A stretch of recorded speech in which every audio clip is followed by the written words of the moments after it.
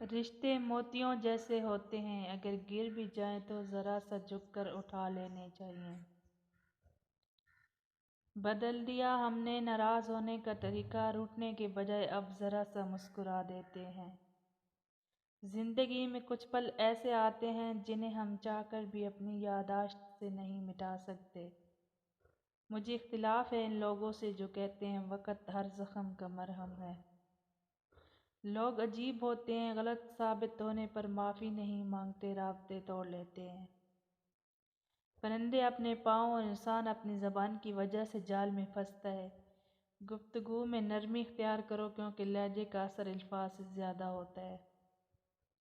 ہم انمول تو نہیں مگر بارش کے ان قطروں کی طرح خاص ضرور ہیں جو ہاتھ سے گر بھی جائے تو پھر کبھی ملا نہیں کرتے۔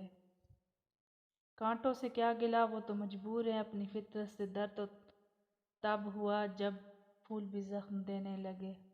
فاصلے انسان کو دور ضرور کرتے ہیں مگر اچھے ہمیشہ یاد رہتے ہیں، دلوں میں بھی، لفظوں میں بھی اور دعاؤں میں بھی۔